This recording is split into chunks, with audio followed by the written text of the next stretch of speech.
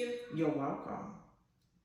One thing I love about my prayer time is that I get to reflect on all of the things that God is doing, not just for me, but my immediate circle, the raindrop community, my marriage, my finances, my career, my business, all the things.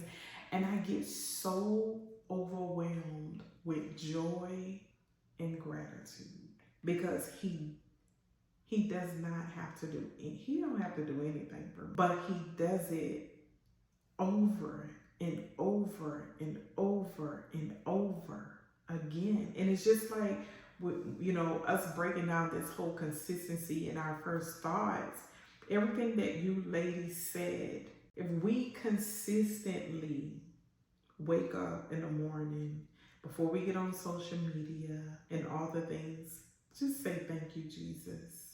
And just go into a prayer. It don't have to be a long, drawn out prayer. Just talk to God. Just show him that, God, I just thank you for waking me up and for starting me on my journey today.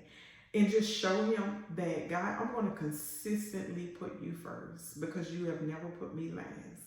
Just talk to him.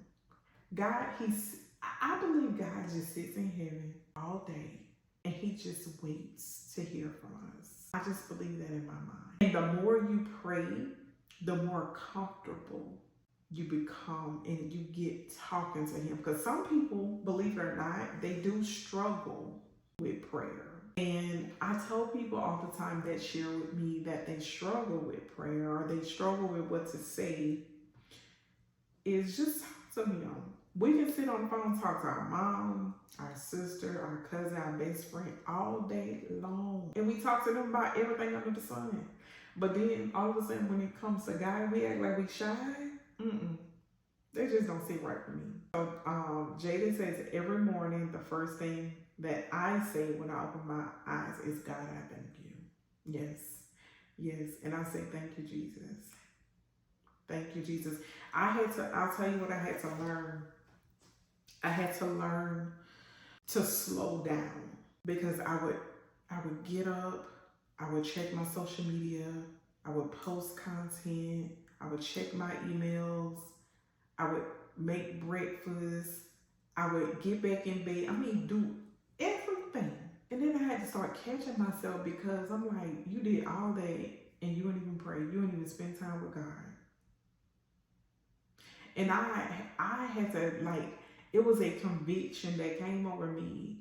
Because sometimes you got to look yourself in the mirror and you got to call yourself out. And I called myself out and I was like, yeah, no, I'm not doing that again because God been too good to me.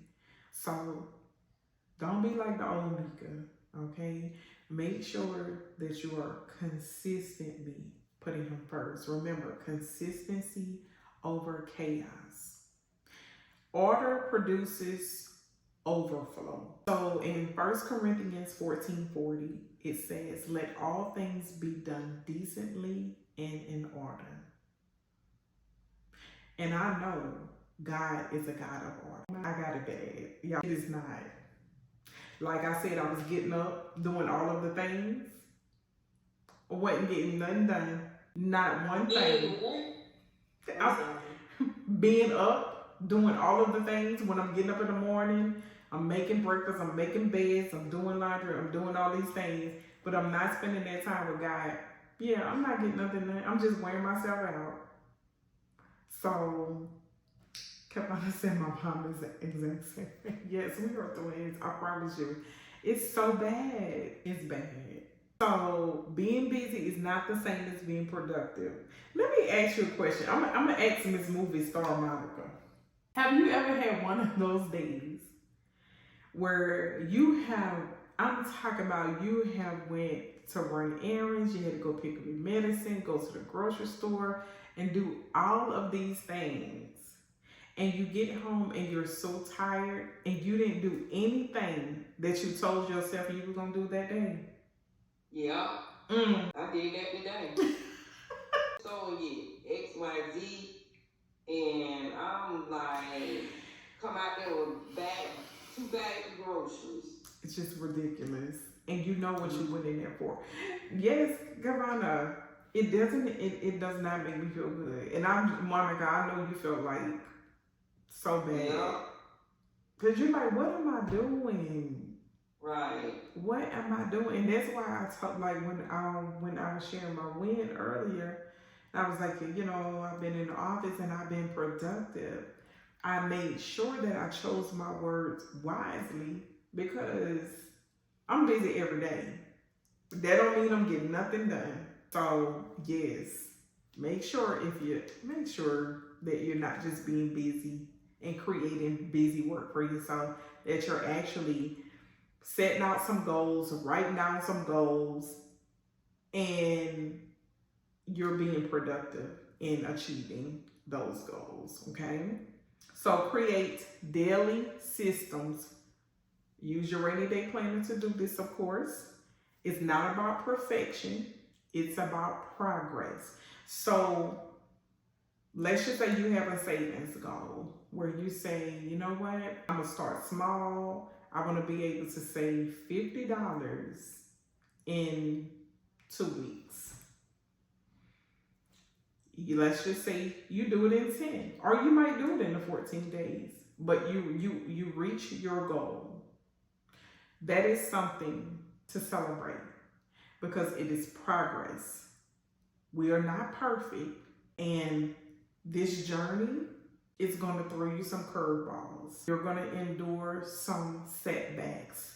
You might even endure some setups when you start putting God first. He starts revealing things to you through people, through things that you pay more attention to than him, and things of that nature. You're going to encounter some people that's not going to believe in you, and they're not going to take you serious. So that's going to cause that friendship to get a little tension. That's okay. Because when you start praying to God and asking him to remove distractions and people and things that mean you no good, but they mean you harm, when you start like really getting personal and you ask him to do that, don't be surprised when your best friend that you've been friends with for the last 17 years, don't be surprised when God removes her, because that's what you asked for. So you have to be mindful when you go to God. First of all, he loves us just so much that he takes everything that we say personal. So if we go to God and we ask him to, you know, clean up our circle, put the right people, because if he removing the people who don't belong in your life, he's going to replace them with the people that do. Okay? That's just how it works. One hand over the other. He's going to take out what you don't need. He's going to add what you do need. Okay? So don't get discouraged. Don't get hung up on the fact that you've been knowing them since grade school or since college, or they served in your wedding or whatever. Don't get caught up into that, because everybody is not designed to go everywhere with you.